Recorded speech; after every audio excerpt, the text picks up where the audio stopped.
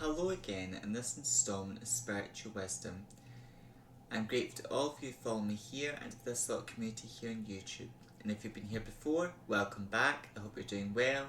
And if you're new here, welcome. I hope you're doing well. My name is Nicholas, and on my channel I talk about witchcraft, Wicca, paganism, self-love, crystals and magical properties.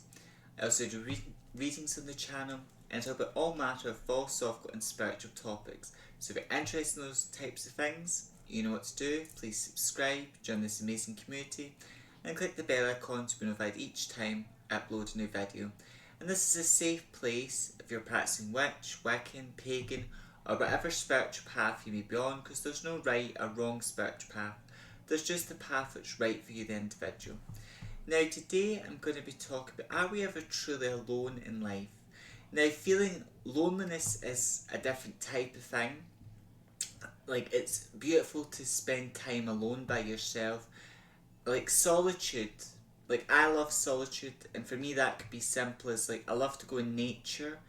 There's a beautiful, like, I love to go down Dale Estate, round about the Liston Cave by myself, and I love to go to that spot and meditate, and even just walking around Dale Estate.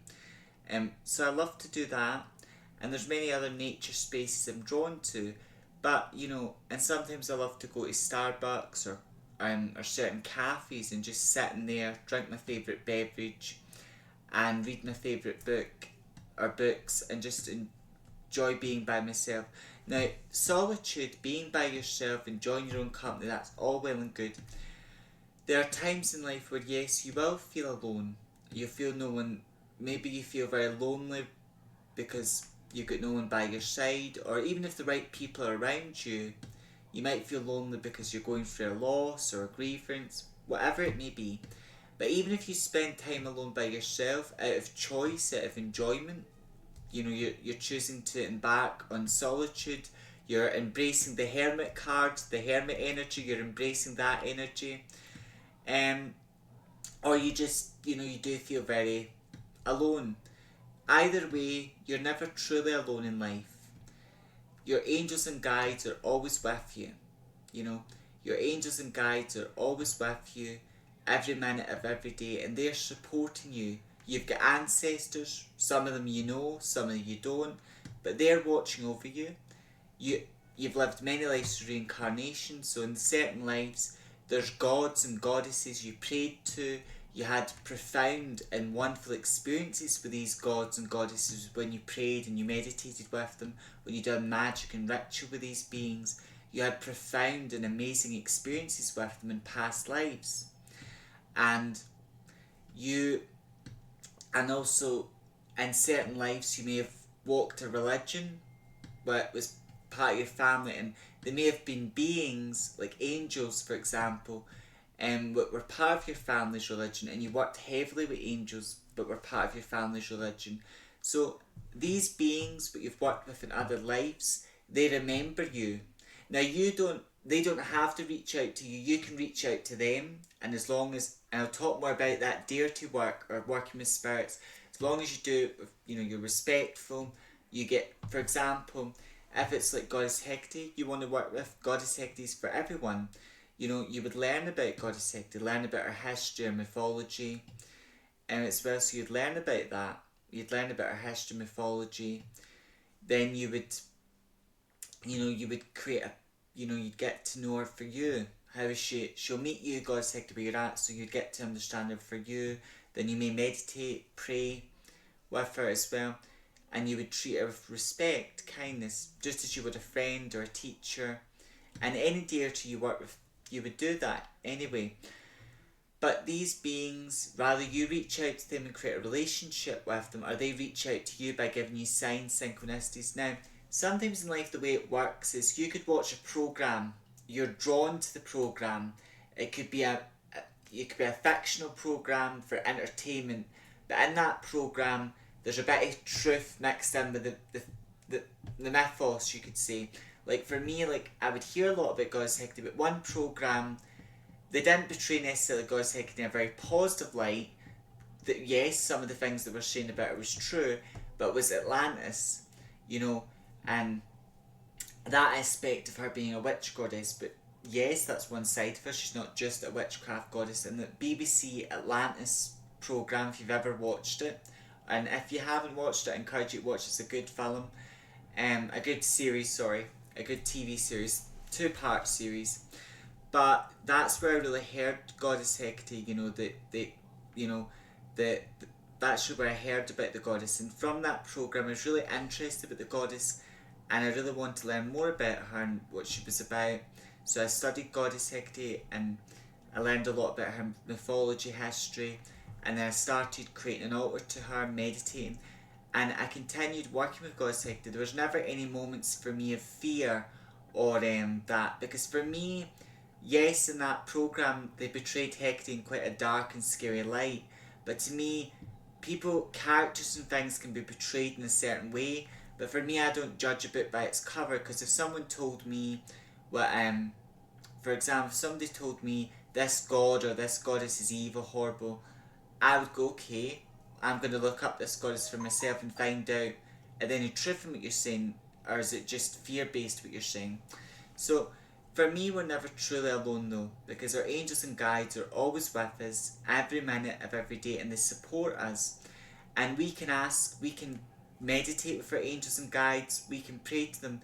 Now, yes, I would say when you work with deities or spirits, it's different from a human connection, because as human beings, we seek connection, and we deserve, we deserve that connection, to love and be loved, and to have beautiful relationships with people that are healthy. But when you work with spirits or deities, it's quite different, because when you go and meet a friend, you don't have to calm your mind or your nervous system or that. When working with deities and spirits, you have to calm you will see them with your gifts, your abilities, but it's tapping into your gifts and using them to communicate. But also you sometimes have to calm down, like meditate, to open yourself up to see what's really there, because they're always there.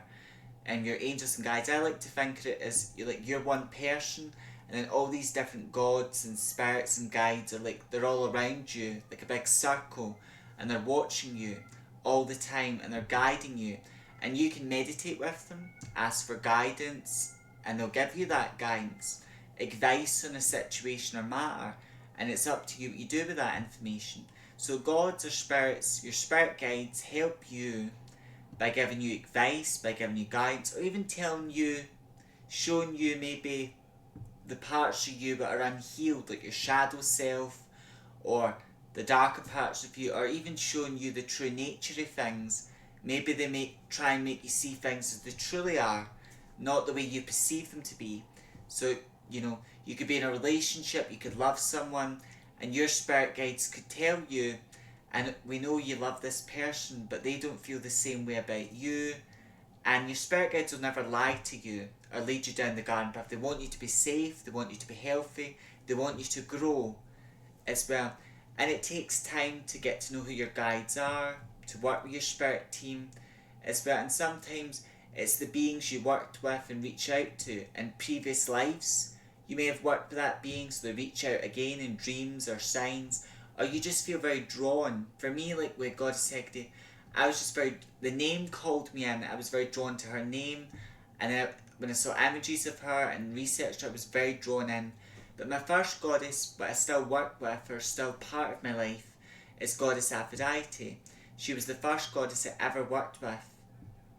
As well, because I was very drawn to Goddess Aphrodite and her imagery and her energy as well. And then God Apollo, he's still about me somewhere, but he was the first god I ever worked with as well, and I still work and venerate him as well in my own way. But your guides are always with you. You're never truly alone in life, and you may feel alone, but you're not. And just meditating with your guides, asking them for signs or synchronicities will give you guidance. And sometimes your spirit guides can even help you find your tribe in life. Because we want friends, we want connection, but we want connection with the right people. Like if you're a very spiritual, if you're an eclectic pagan witch, you want other people who are either very spiritual like you, are people who are also practicing witches, or someone else who's also a practicing witch, because they're on the same page as you, a similar page, or they're like-minded, they understand, and what you talk to them about, or you do. Because in my life I've met, I've got really two people, one friend, but I would say I'm very close to, and it's usually, when I meet this person we do talk and things, and then my other friend, I do have them like on social media and things, and I do talk to them. But as practitioners, we're aware of our spirit guides when we work with them. Now, not all witches work with spirit guides, or that every witch practice is different. But what I was saying is, when you're very spiritual, as a human being, you want people who are on your page. Like if you love anime, for example, you want people who are also into anime, people that love and are interested in anime.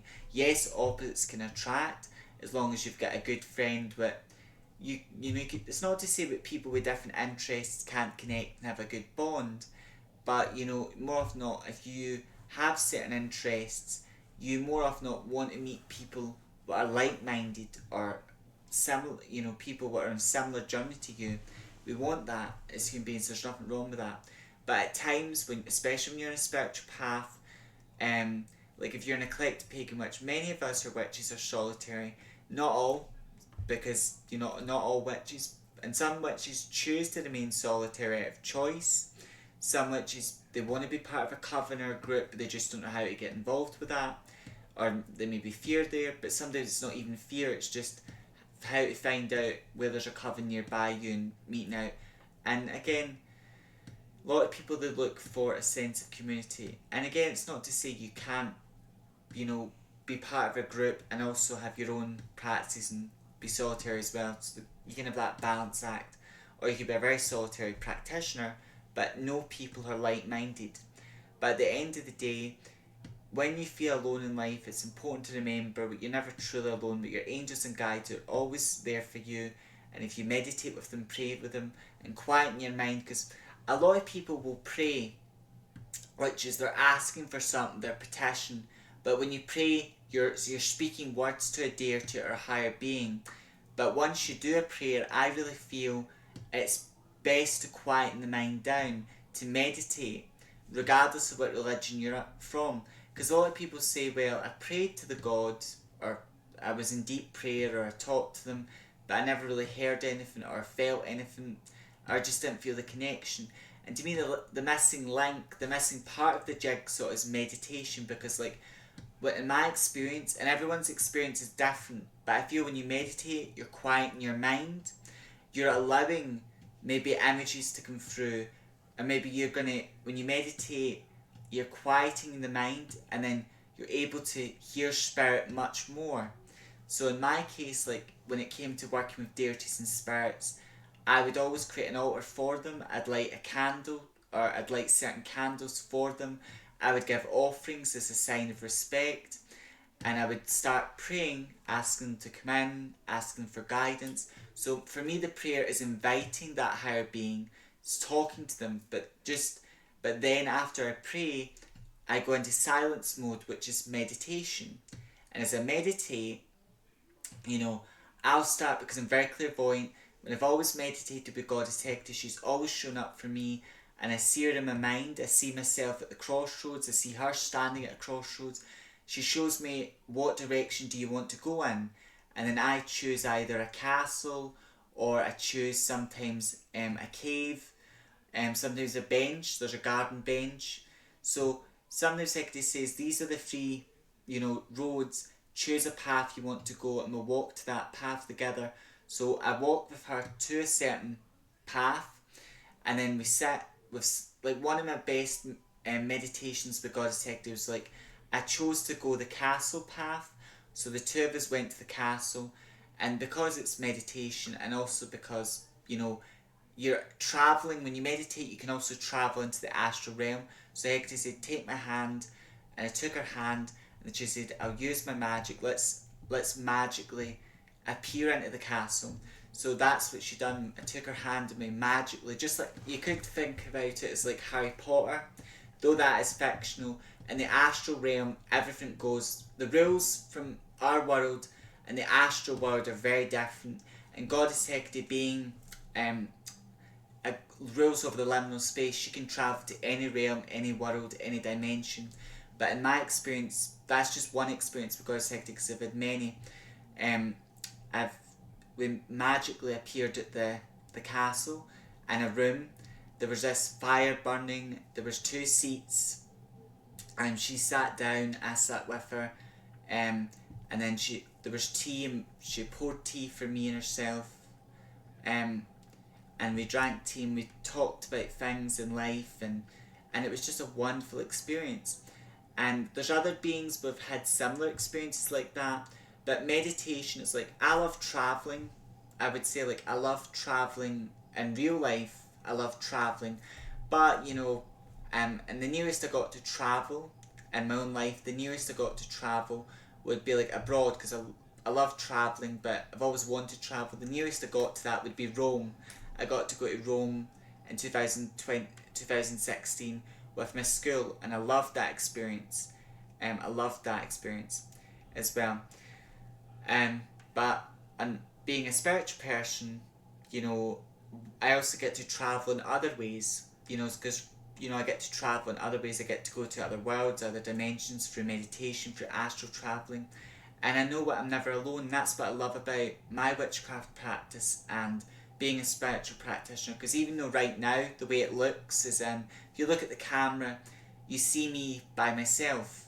But if you're very clairvoyant watching this, you can see that there's guides around me. But Goddess Hecate is standing in the room with me.